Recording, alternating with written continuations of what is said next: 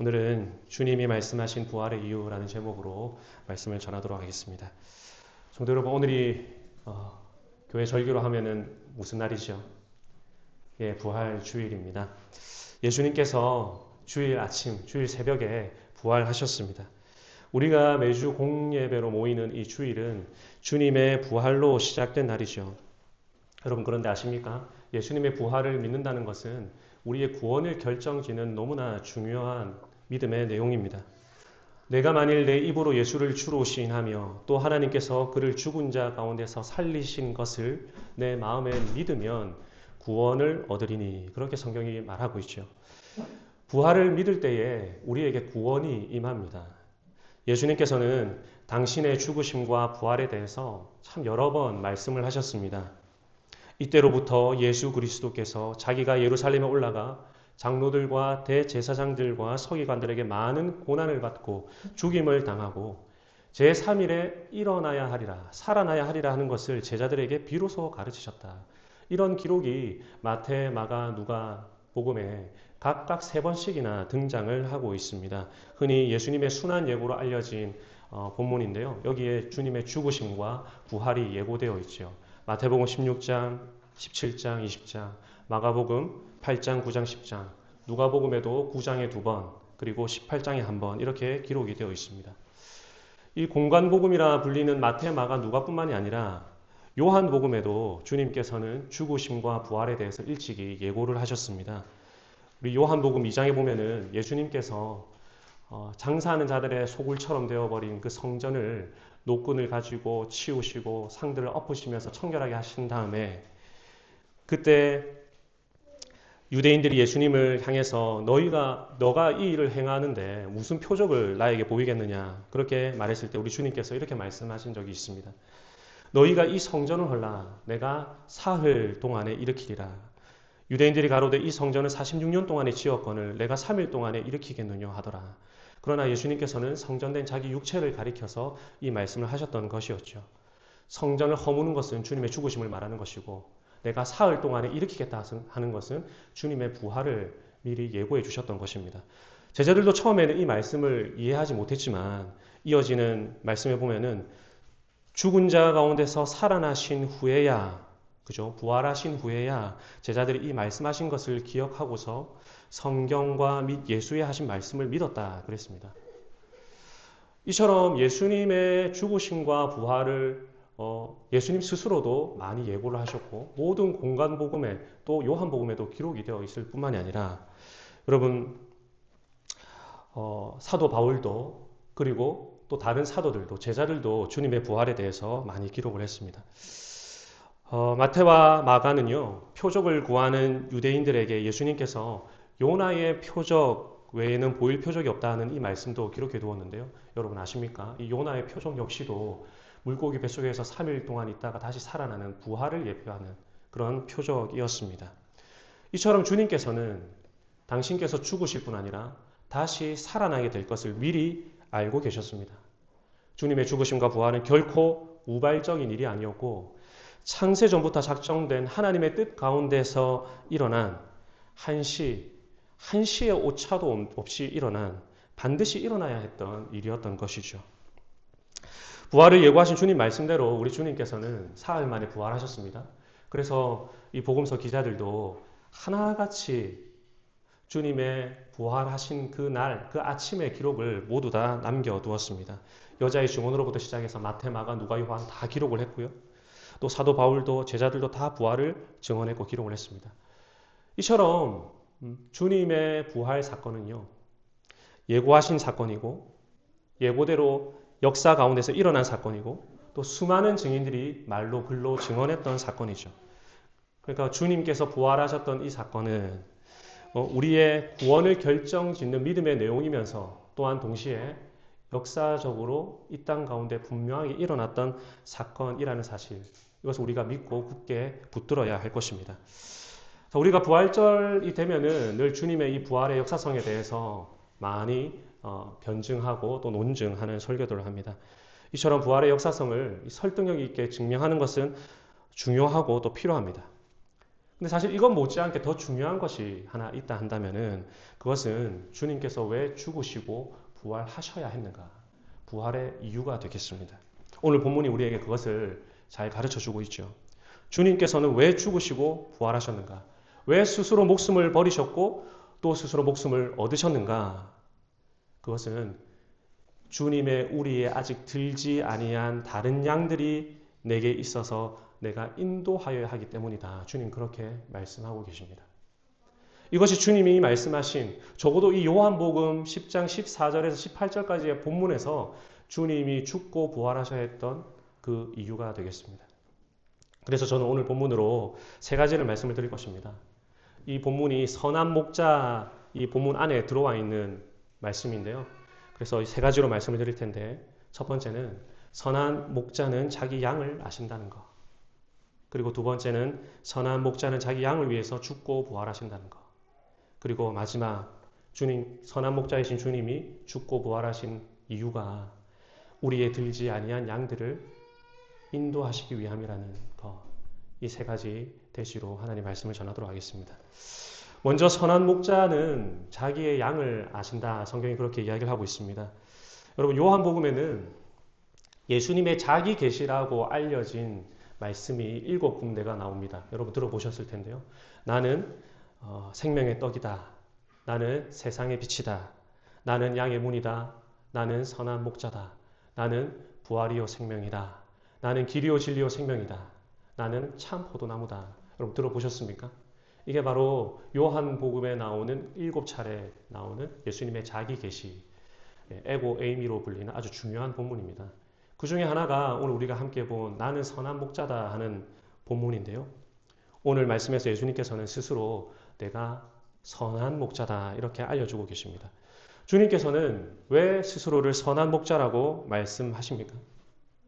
내가 양을 알고 양도 나를 아는 것이 아버지께서 나를 아시고 내가 아버지를 아는 것 같아서 양을 위하여 목숨을 버리기 때문에 내가 선한 목자다. 이렇게 말씀하고 계십니다. 자기가 아는 그 양을 위하여 목숨을 버리시는 목자이시기 때문에 그분이 바로 선한 목자이십니다. 선한 목자이신 예수님께서는 지금 예수님과 양의 관계를 하나님과 예수님의 관계에 빗대어서 지금 말씀하고 계십니다. 그렇죠? 그런데 여러분 이거는 정말 어마어마한 진술이라는 것을 여러분이 꼭 기억을 하셔야 합니다. 성부와 성자의 관계는요. 이 세상이 창조되기 전부터 영광 가운데서 함께 교제하던 그런 관계였습니다. 아들은 아버지를, 아버지는 아들 예수님을 아주 친밀하고 깊이 있는 관계로 서로를 아셨고 또 사랑하셨습니다. 그래서 요한복음 17장에서 창세 전부터 아들이 아버지와 함께 영화를 누렸다. 그렇게 예수님께서 말씀하고 계시고요. 또 마태복음 11장 27절에는 아버지 외에는 아들을 아는 자가 없고 아들과 또 아들의 소원대로 계시를 받은 자 외에는 아버지를 아는 자가 없느니라 그랬습니다. 의로우신 아버지여 세상이 아버지를 알지 못하여도 나는 아버지를 알았었고 이렇게 주님이 말씀하시고 계시고요. 아들이 아버지께서 하시는 일을 보지 않고는 아무것도 스스로 할 수 없나니 아버지께서 아들을 사랑하사 자기가 행하는 것을 다 아들에게 보이셨다. 이렇게 성경은 이야기하고 있습니다. 그만큼 아들과 아버지의 관계는 깊은 것까지도 서로 통달할 만큼 너무나 친밀하고 서로를 잘 알고 있는 그런 관계인 것이죠. 예수님께서 제자들에게 나는 아버지 안에 있고 아버지는 내 안에 계신 것을 내가 믿지 아니하느냐 이렇게 말씀하신 만큼 아버지 하나님과 아들 예수님의 관계는 떼려야 뗄 수 없을 만큼 존재론적으로 분리할 수 없는 그런 특별한 관계입니다. 근데 아버지와 아들의 관계는 또한 사랑의 관계이기도 했죠. 아버지는 아들을 향해서 이는 내 사랑하는 아들이요 내 기뻐하는 자라 말씀하셨고요. 그것에 화답하기라도 하시는 것처럼 우리 예수님께서는 오직 내가 아버지를 사랑하시는 것과 아버지께서 명하신 대로 행하는 것을 온 세상으로 알게 하려 함이로다 이렇게 화답하셨습니다. 서로를 너무나 친밀하게 아는 관계, 서로가 서로에게 영광을 돌리는 관계, 그리고 서로 사랑하고 사랑받고 또 사랑을 고백하는 관계가 바로 아버지 하나님과 아들 예수님의 관계입니다. 여러분 성경에서 이 알다라는 단어가 제가 부부의 용어다라고 여러 번 말씀을 드린 적이 있습니다. 기억이 나실 텐데요. 이 단순한 지식이나 정보를 아는 것을 알다라고 표현하지 아니하고 마치 부부가 동침하듯이 인격적인 연합을 표현할 때 이 알다라는 단어를 사용한다 말씀을 드렸죠. 그래서 아담이 그의 아내 하와와 동침함에 할 때 이 동침하다는 단어가 알다라는 단어라고 말씀드리지 않았습니까? 그리고 종말의 때에 그때에 많은 사람들이 나더러 주여 주여 할 테지만 내가 너희를 도무지 알지 못하니 불법을 행하는 자들아 내게서 떠나가라 말씀하실 때 주님의 이 아신다는 것도 전능하신 주님이 그들을 왜 모르겠습니까? 여기서 알다라는 말도 나는 너희와 아무런 관계가 없다라는 것을 드러내시는 말씀이시죠. 그만큼 이 알다라는 것, 아들이 아버지를 알고 아버지가 아들을 안다는 것은 그 정도로 친밀하고 존재론적으로 정말 하나로 뭉쳐있는 그런 관계를 드러내는 표현인 것입니다. 그런데 선한 목자이신 예수님께서 목자가 양을 알고 양도 그 목자를 아는 것이 예수님과 아버지 하나님이 서로를 아는 것과 같다고 지금 말씀하고 계십니다. 주님이 자기 양떼를 아시는 알매 깊이와 너비, 하나님과 그 아들 예수님과의 관계에 빗대어서 말씀하시는데 우리가 그것을 정말 온전히 이해할 수가 있겠습니까? 선한 목자이신 예수님이 우리를 아신다는 그 알매 깊이와 너비가 과연 우리가 온전히 이해할 수가 있을까요? 그 정도로 목자이신 주님께서는 자기 양을 속속들이 다 알고 계시다 이렇게 말을 하고 있는 것이죠. 그래서 우리가 읽지는 않았지만 이 요한복음 10장 2절 3절에 보면은요 이런 말씀도 있습니다. 문으로 들어가는 이가 양의 목자라 문지기는 그를 위하여 문을 열고 양은 그의 음성을 듣나니 그가 자기 양의 이름을 각각 불러 인도하여 내느니라 그랬습니다. 우리의 눈을 번쩍 띄게 하는 표현이 하나 있지 않습니까? 목자가 그 양의 이름을 각각 부르면서 인도해 낸다고 그렇게 기록하고 있습니다. 말하자면은 선한 목자이신 주님께서 우리를 아신다는 것은요. 우리를 불특정한 다수 중에 하나로 아는 것이 아니라 우리를 무슨 뭉퉁거린 어떤 무리 중에 한 양으로 아는 것이 아니라 우리의 이름을 제각각 불러서 인도하실 만큼 속속들이 알고 계시다. 그런 뜻입니다. 마치 아들이 아버지를 알듯이 아버지가 아들을 알듯이 선한 목자이신 우리 주님께서는 우리를 그렇게 아신다는 말이죠. 여러분 이름을 짓고 이름을 부른다는 것에는 그 존재를 다 안다는 의미가 또 있거든요. 주님께서 우리 각각의 사람을 그 이름을 알고 부르실 뿐 아니라 호명하는 것을 넘어서 아들과 아버지의 관계처럼 우리를 아신다고 말씀하고 계십니다. 그러니까 조금 쉽게 풀어서 이야기하자면 선한 목자신 주님이 우리를 어떻게 하시느냐 우리의 잉태와 우리의 출생도 다 아신다는 말이고요. 우리의 성장의 과정, 내 성격과 나의 기질, 내가 가진 상처와 아픔, 내 마음과 내 생각, 그리고 지금 내가 겪고 있는 문제와 여러 가지 갈등 상황들, 심지어 내가 영광스럽게 변모될 그 미래의 모습까지도 주님께서 다 알고 계시다는 말이 될 것입니다. 그리고 이런 날을 갑자기 어느 날 선택하여 부르신 것이 아니라 창세전부터 아버지의 선택과 작정 가운데서 주님께서는 나를 보고 계셨고 나를 알고 계셨고 그리고 때가 되었을 때 그 이름을 부르면서 나를 불러내셨다. 그 말인 것이죠. 그래서 다윗이 시편 139편에서 이렇게 고백하고 있습니다. 여호와여 주께서 나를 감찰하시고 나를 아셨나이다.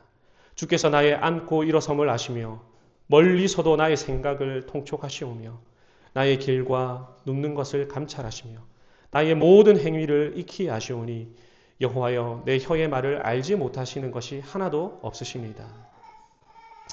선한 목자이신 주님께서는 자기의 양을 말하자면 저와 여러분을 이렇게 알고 계시는 분이시다. 그 말이죠. 자, 그렇다면 선한 목자가 자기 양을 이처럼 잘 알고 있기 때문에 하는 일이 무엇입니까?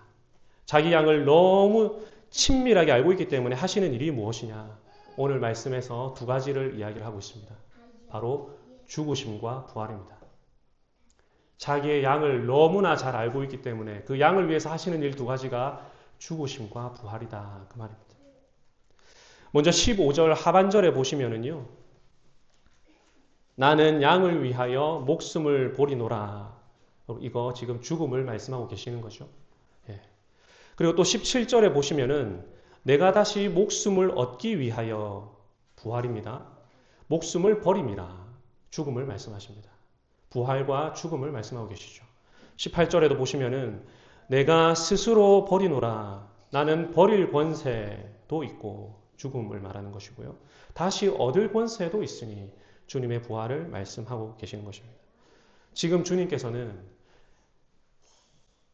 내가 아버지를 알고 아버지가 나를 아시는 것처럼 내가 친밀하게 아는 그 양을 위하여 목숨을 버리고 또한 목숨을 다시 얻을 것을 말씀하고 계십니다. 말하자면 죽음과 부활을 얘기하고 계시는 것이죠. 우리가 앞서서 살펴보았듯이 주님께서는 당신을 선한 목자로 알려주십니다.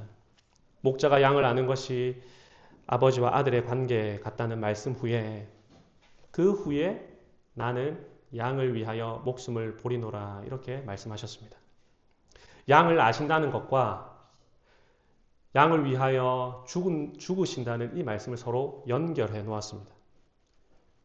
이 말은 주님께서 불특정 다수 믿기만 한다면 아무라도 좋다는 식의 대속의 죽음이 아니라 주님께서 알고 계시는 바로 그 양, 각각 이름을 부를 만큼 친밀하게 알고 계시는 바로 그 양을 위해서 내가 목숨을 버린다는 의미입니다.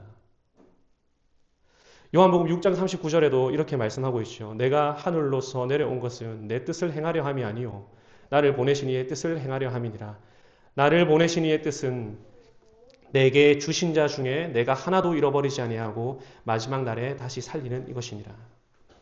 그러니까 예수님께서는 모르는 자를 위해 가지고 목숨을 버리시는 것이 아니라 하나님 아버지께서 당신께 주신 양, 이름을 부를 만큼 분명하게 알고 계신 양, 아버지와 아들의 관계처럼 모든 것을 다 아는 바로 그 양을 위해서 목숨을 버리시는 것이죠. 주님의 죽으신 분 아니라 주님의 부활하심도 그렇습니다.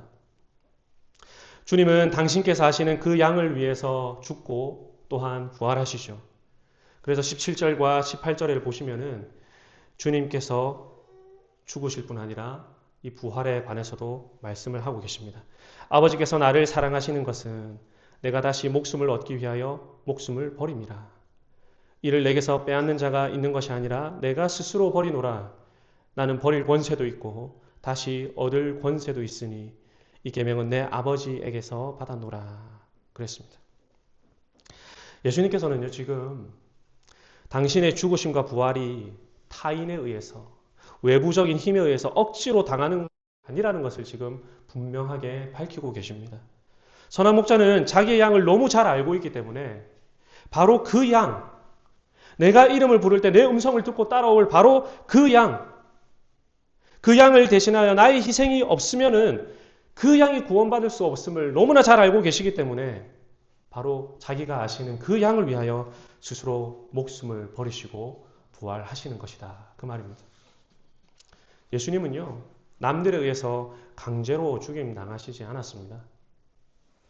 주님의 죽음은 자기 양들을 위한 자발적인 죽음이고 능동적인 죽음이었습니다. 예수님이 십자가에 못 박혀 죽은 이유가 가룟 유다 때문입니까? 성경은 그렇게 이야기하지 않죠. 인자는 이미 작정된 대로 가거니와 그를 파는 그 사람에게는 화가 있으리로다 그랬습니다.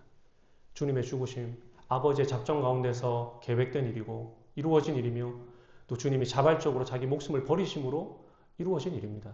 결코 가룟 유다 때문에 죽으신 게 아니라 그 말이죠. 물론 가룟 유다가 주님을 판 것에 대해서는 책임을 져야 할 것입니다.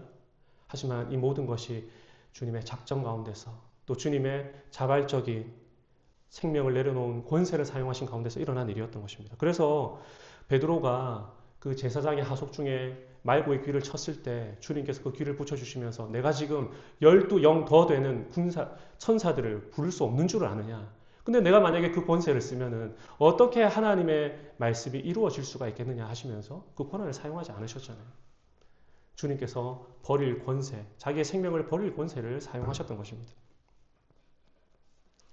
유대인들이 예수님을 십자가에 못 박으라 소리쳤기 때문에 주님께서 십자가에 달려 죽으신 것입니까? 그렇지 않죠. 성경은 이렇게 이야기합니다. 너희가 법 없는 자들의 손을 빌어 그를 못 박아 죽였으나 그는 하나님의 정하신 뜻과 미리 아신 대로 내어준 바 되었거늘. 그러니까 하나님은 뜻을 정하셨고 성자 예수님의 아버지의 뜻에 따라서 순종하시면서 스스로 목숨을 버릴 권세를 사용하셨습니다. 자발적으로, 능동적으로. 왜 그렇습니까? 주님께서 자기 양을 각각 알고 계시기 때문입니다. 내가 이 고난을 버려야지만, 내 목숨을 버려야지만 내가 너무도 친밀하게 아는 바로 그 양을 살릴 수 있다는 것을 아시기 때문에 주님께서 자발적인 죽음을 선택하신 것이죠. 빌라도가 예수님을 십자가에 매달으라 말했으니까 여러분 빌라도가 예수님을 죽인 것입니까? 아니죠.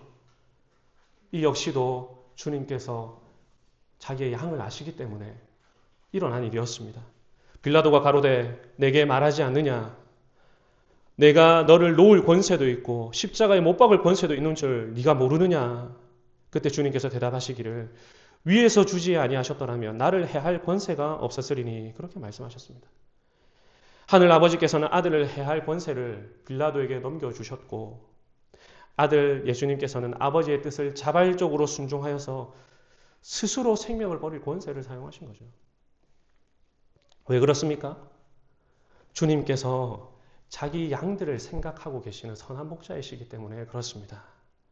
내가 죽고 내가 그 양을 위해서 부활하지 아니하면은 우리가 어떻게 될지를 다 내다보고 계시기 때문에 그렇습니다.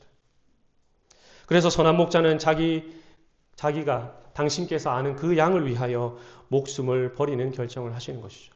이런 결정을 하실 때 주님의 마음 속에, 주님의 생각 속에 저와 여러분이 있었다 생각하면 틀림이 없습니다. 주님의 부활도 꼭 마찬가지예요. 주님이 왜 부활하셨는가? 주님이 선한 목자라서 그렇습니다. 자기의 양을 너무도 친밀하게 알고 계시는 선한 목자이기 때문에 주님은 또한 부활을 말씀하신 것이다. 그 말이죠. 그래서 이제 마지막으로 우리 주님이 말씀하신 부활의 이유가 무엇인지 살펴볼 차례가 되었습니다. 주님께서는 양들이 이처럼 아시기 때문에 죽으실 뿐 아니라 부활하시죠. 그리고 주님의 죽으심과 부활이 내다보고 있는 목표가 바로 오늘 본문에 나옵니다. 16절의 말씀인데요. 여러분 다 같이 한번 읽어보도록 하겠습니다. 시작. 또 이 우리에 들지 아니한 다른 양들이 내게 있어 내가 인도하여야 할 터이니 저희도 내 음성을 듣고 한 무리가 되어 한 목자에게 있으리라. 아멘. 조금만 천천히 우리 다시 한번 읽어볼까요? 16절입니다. 시작. 또 이 우리에 들지 아니한 다른 양들이 내게 있어 내가 인도하여야 할 터이니 저희도 내 음성을 듣고 한 무리가 되어 한 목자에게 있으리라. 주님이 이 말씀을 하고 계실 때 이 우리에 들지 아니한 다른 양들 그 중에 저와 여러분이 있습니다. 주님께서 우리를 생각하시며 이 말씀을 내뱉으신 것이죠. 이 우리에 들지 아니한 다른 양들은요, 여러분 다름이 아니라 이방인들을 가리키는 것입니다. 그 안에 저희들이 포함되어 있는 것이고요. 이 말씀에 따르면은 이미 우리에 들어와 있는 양들도 있죠. 그렇죠? 이 우리에 들어와 있는 양들은 하나님과 언약을 맺은 이스라엘 백성들 중에 주님의 말씀을 듣고 이미 제자가 된 사람들을 가리키는 것입니다. 주님께서 두로 지방에 방문하셨을 때에 그 수로보니게 족속의 한 여인이 주님을 찾아와가지고 자기 딸을 좀 고쳐주십사 간구했던 내용을 읽어보신 적이 있습니까? 그때 예수님께서 자녀로 먼저 배불리 먹게 할지니 자녀의 떡을 취하여 개들에게 던짐이 마땅치 아니하다 이렇게 말씀하신 적이 있습니다. 예수님이 말씀하신 자녀가 바로 옛 언약 백성인 이스라엘을 가리키는 것이고요. 주님이 말씀하신 개들이 당시 유대인들이 부정하게 여겼던 이방인들을 상징하는 말입니다. 하나님은 먼저 이스라엘과 언약을 맺으셨고 메시아이신 예수님께서는 그 언약에 따라서 불순종하는 이스라엘의 집을 먼저 심판하기 위해서 이 땅에 오셨습니다. 도끼가 이미 나무 뿌리 위에 놓였고 하나님의 심판은 임박한 상황이에요. 하나님은 불순종하는 이스라엘 백성들을 향해서 선지자들을 여러 번 보내다가 그래도 듣지 않자 마지막으로 아들을 보냈습니다. 그런데 이들은 끝내 듣지 아니하고 아들마저도 십자가에 못 박아 죽여버리게 되죠. 근데 아들이 죽고 부활하기 그 전까지는 이 옛 언약 백성인 이스라엘에게 기회가 있습니다. 주님의 말씀을 듣고 우리 안으로 들어올 수 있는 기회가 있어요. 그들이 이 복음을 받아들이지 아니할 때 이 구원의 시계바늘이 결국 이방인에게로 옮겨가게 되는 것이죠. 그러니까 주님이 살아계시는 동안에는 구원이 아직 이방인에게로 옮겨가기 전입니다. 구속사의 시계바늘을 보면 지금이 어떤 위치에 있는지 여러분이 짐작이 되셔야 합니다. 근데 주님은 이 말씀을 하시면서 알고 계시는 것이죠. 당신께서 예루살렘에 올라가시면 죽임당하고 사흘 만에 다시 살아나게 될 것이고 그 이후에 저와 여러분 같은 이방인들도 이 우리 안으로 들어오게 될 것을 내다보고 계시다. 그 말입니다. 아버지의 구원의 시계 바늘이 지금 똑딱똑딱 흘러가고 있는 이런 상황을 주님께서는 너무나 잘 알고 계시기 때문에 주님의 죽으심과 부활을 말씀하시면서 동시에 이 우리 아직 들어오지 못한 저와 여러분 같은 양떼들을 생각하고 계시다. 그 말입니다. 유대인들이 예수님께 표적을 보여달라 그랬을 때 우리 예수님이 요나의 표적 외에는 너희에게 보여줄 표적이 없다고 말씀을 하셨죠. 여러분 잘 아시지 않습니까? 요나가 물고기 뱃속에서 3일을 있은 이후에 다시 살아나서 이방 땅 니누의 사람들에게 회개의 복음을 선포했을 때 너무나 놀라운 일이 일어났습니다. 이거 그대로 표적입니다.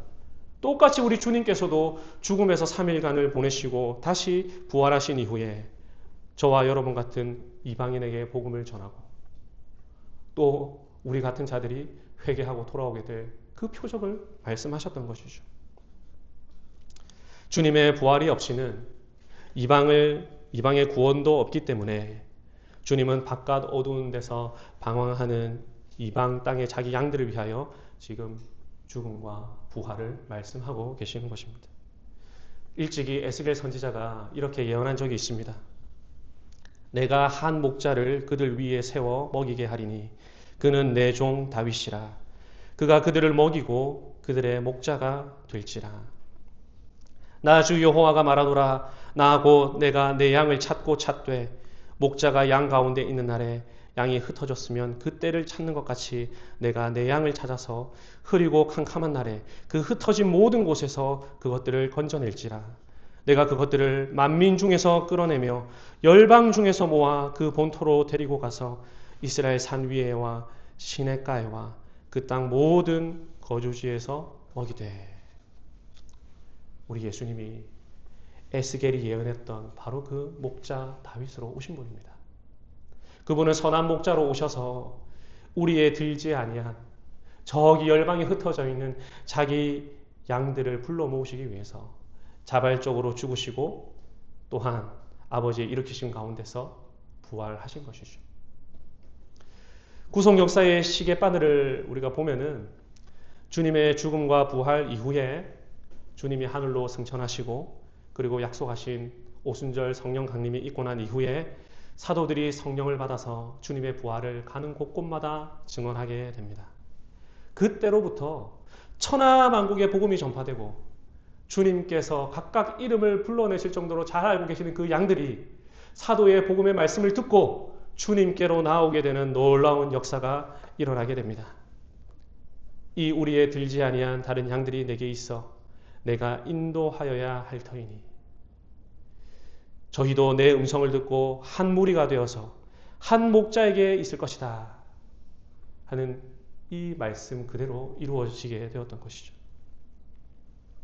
주님은 사도들을 통해서 저와 여러분 같은 주님의 양들이 목자 예수님의 음성을 듣고 주님의 우리 안으로 들어오게 될 이 날을 바라보시면서 일찍이 죽으심과 부활을 말씀하셨고 또 내가 스스로 죽고 스스로 부활하여야겠다. 그렇게 말씀을 하고 계시는 것입니다.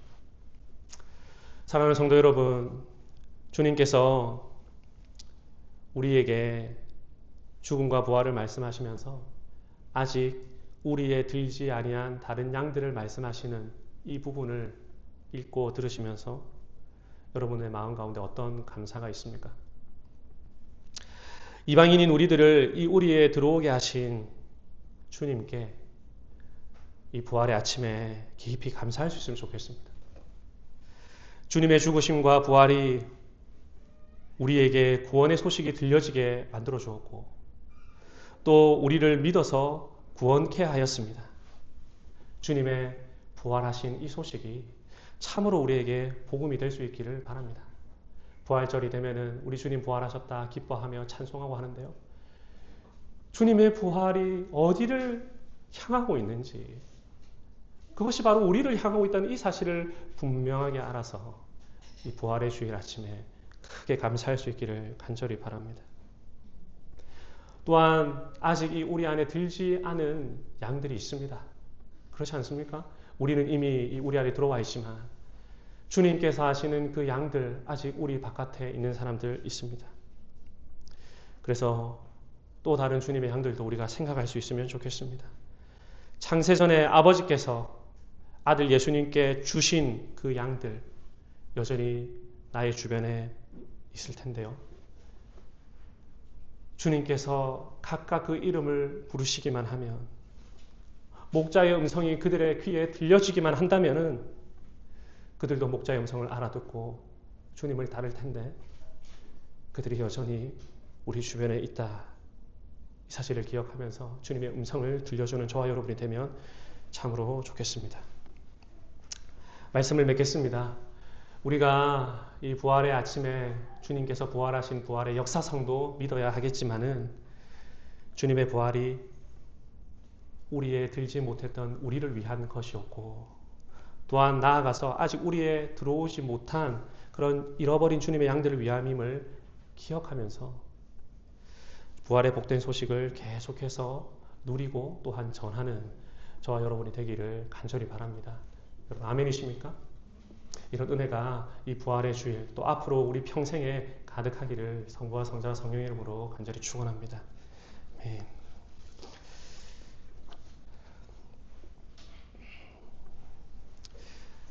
예, 우리 오늘 들은 말씀을 기억하면서 먼저 감사하면 좋겠습니다. 주님께서 죽으심을 앞두고 계시면서 하셨던 말씀 아닙니까? 이 우리의 들지 아니한 다른 양들이 내게 있다. 바로 이 양들이 저와 여러분이다 하는 사실을 우리가 살펴보았는데요. 우리를 위해서 죽고 부활하신 우리 주님께 감사하며 이 감사를 우리가 누리고 또한 우리 바깥에 있는 아직 주님을 알지 못하는 그 양들에게도 이 부활의 복된 소식을 전하는 우리가 되게 해달라고 지금 함께 잠잠히 기도하도록 하겠습니다. 주님, 이 부활의 아침에 주님께서